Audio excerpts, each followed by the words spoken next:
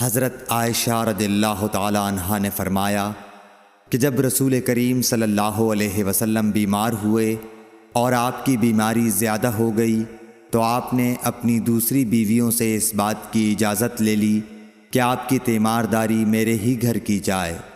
انہوں نے آپ کو اجازت دے دی۔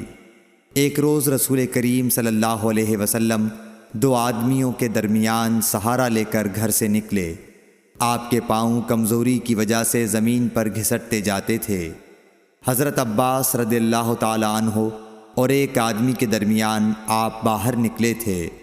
عبید اللہ راوی حدیث کہتے ہیں کہ میں نے یہ حدیث عبداللہ بن عباس رضی اللہ تعالی عنہ کو سنائی تو وہ بولے، تم جانتے ہو دوسرا آدمی کون تھا؟ میں نے عرض کیا کہ نہیں۔ کہنے لگے وہ علی رضی اللہ تعالی عنہ تھے۔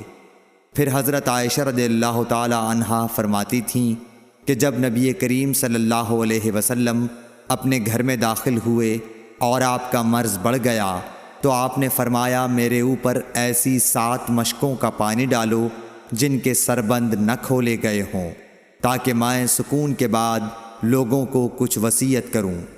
چنانچہ آپ کو حضرت حفصہ رسول اللہ صلی اللہ علیہ وسلم کی دوسری بیوی کے لگن میں جو تانبے کا تھا بٹھا دیا گیا، اور ہم نے آپ پر ان مشکوں سے پانی بہانا شروع کیا۔ جب آپ ہم کو اشارہ فرمانے لگے کہ بس اب تم نے اپنا کام پورا کر دیا تو اس کے بعد آپ لوگوں کے پاس باہر تشریف لے گئے۔ صحیح بخاری حدیث نمبر 198۔